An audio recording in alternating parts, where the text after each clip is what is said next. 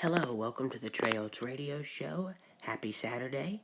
Today my special guest is actor and voice actor Mr. Jonathan Bryce. Join us in a minute. Thank you.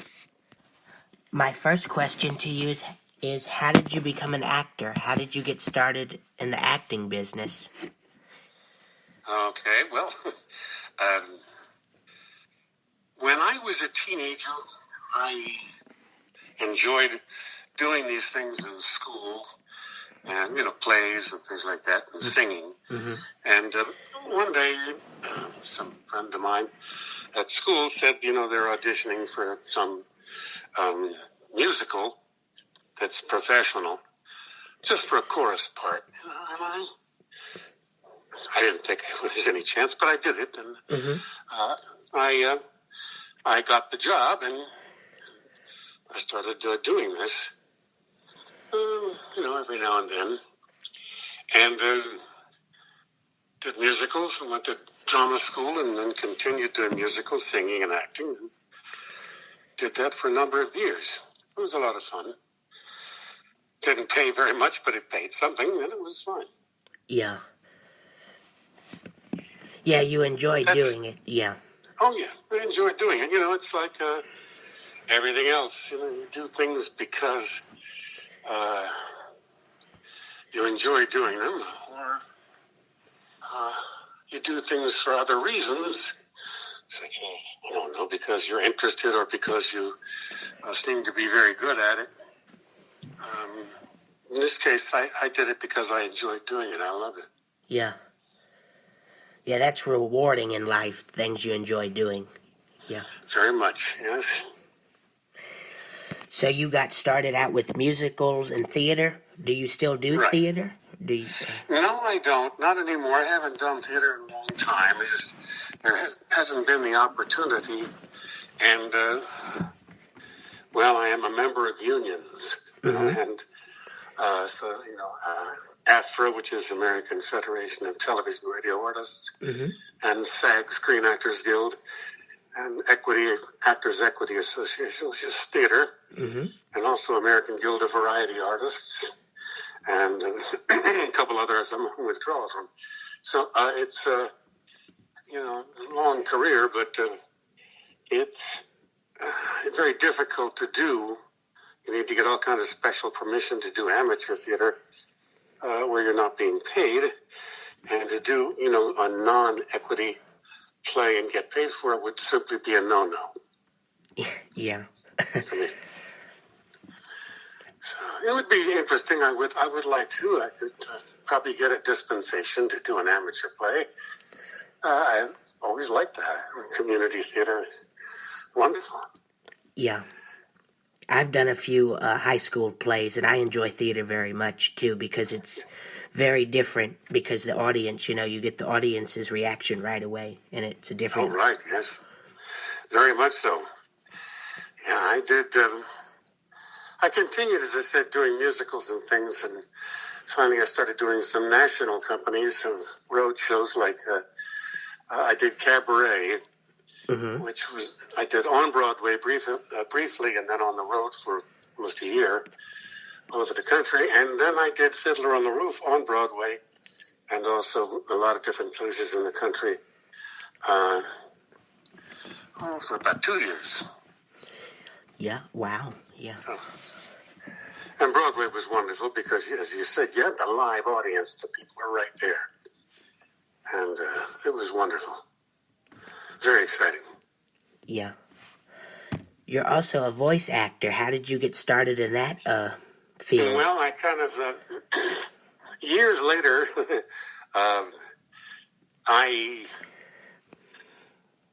my agent in New York went to California to set up a West Coast office and wanted me to come out there because he had some auditions for me for films and, West Coast soap operas and things like that.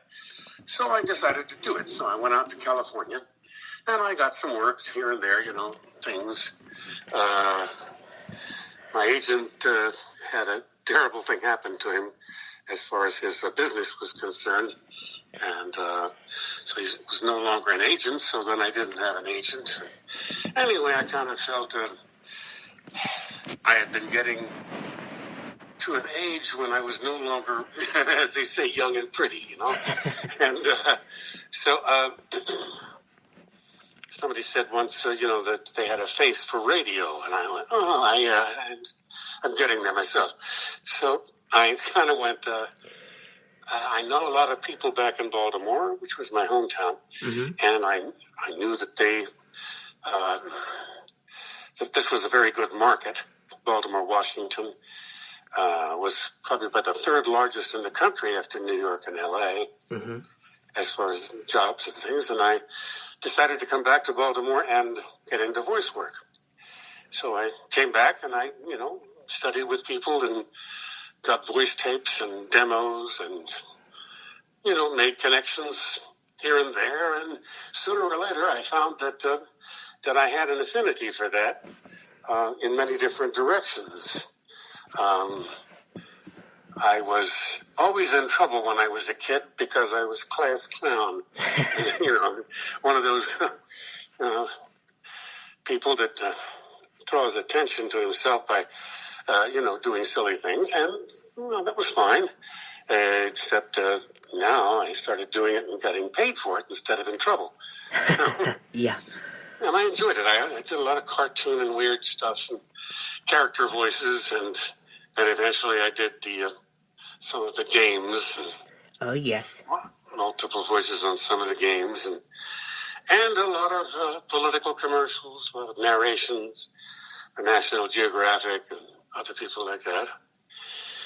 And I really enjoyed it, and I've had, that's been about 30-some years I've been doing just the voice. Wow. And it's a good field to be in, voice acting, because there's so many different ranges you can go. Cartoons, narrations. Oh, yes. And not only that, but you can be as young as you want to be. And you don't have to, in the theater, and especially in movies and television, they're like, they don't understand about nature. Can you be taller? Can you lose 30 pounds by next week? And things like that.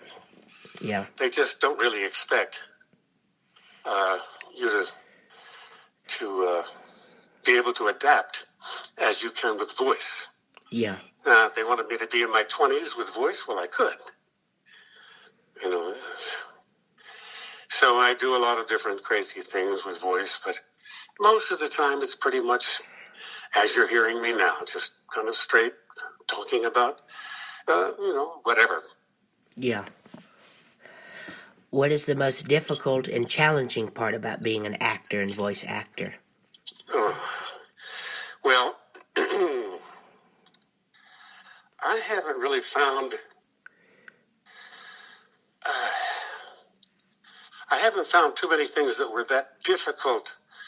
Challenging, yes, but not terribly difficult as far as that goes. About actually working. I've always enjoyed the work, and sometimes I wasn't as successful as others, but I certainly, had a good time doing it. Never thought of it as being a task. But the business end of it is getting more and more difficult. Yeah. There are so many people that do this now. Yeah. There was a time in Baltimore and Washington when I didn't have a whole lot of competition. Now, geez, there's probably 400 people that work as opposed to 30 or 40. Yeah. Yeah, it's changed over the years, especially with the internet now. Oh, yeah. A lot of people do their own technical work.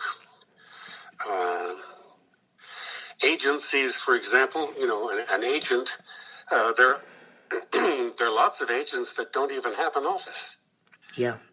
They do everything right online, and that's it. Mm-hmm. So, and I work online, too, myself.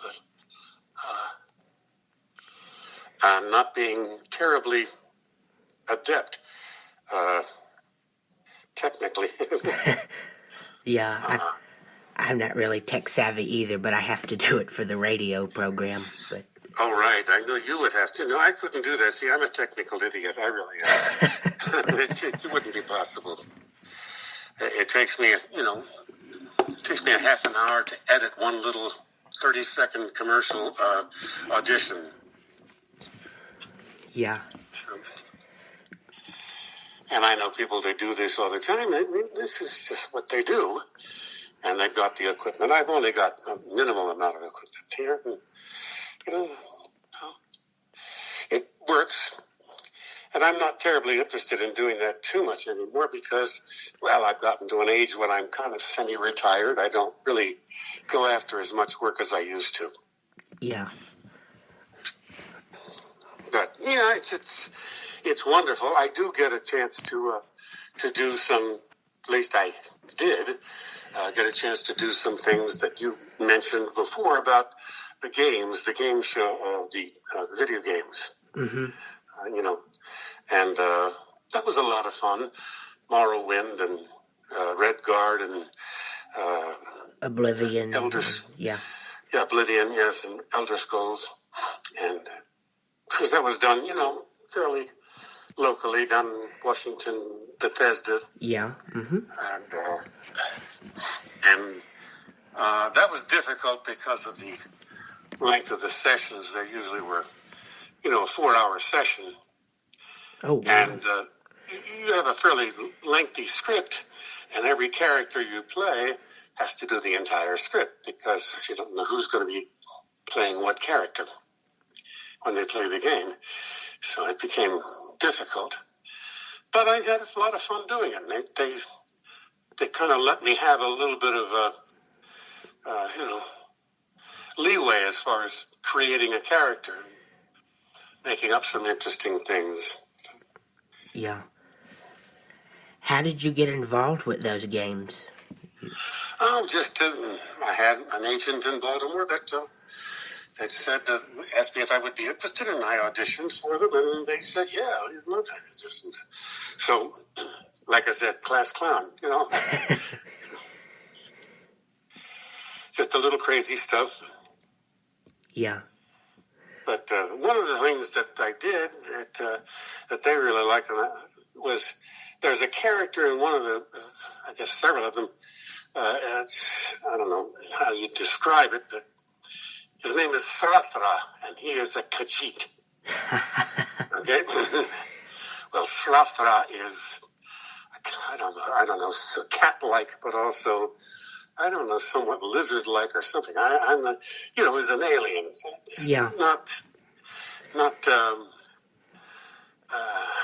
not comparable to anything that we would know.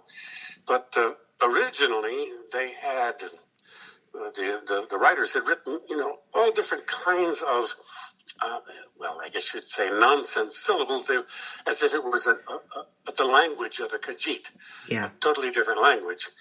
And, I said I got tired of trying to figure out what they were writing. And I just said, look, why don't I just do some crazy things, and it doesn't make any difference whether, what I say, because it's not going to be English. Yeah. And it's not going to be any other language. So I said, okay, try it. So I went, okay.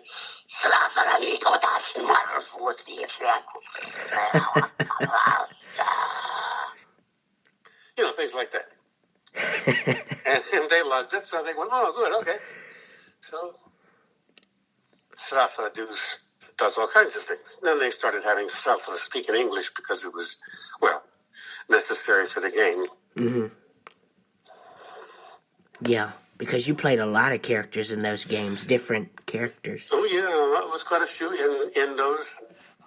There was a couple of Star Trek games and one about World War II spies and several. Yeah. Kind of lost track.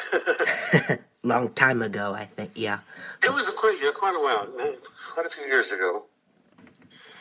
But I remember they called me down to Bethesda because they were having a big party outside. After I did some work that day, they said, come on outside, we're going to have It's a celebration of the worldwide game of the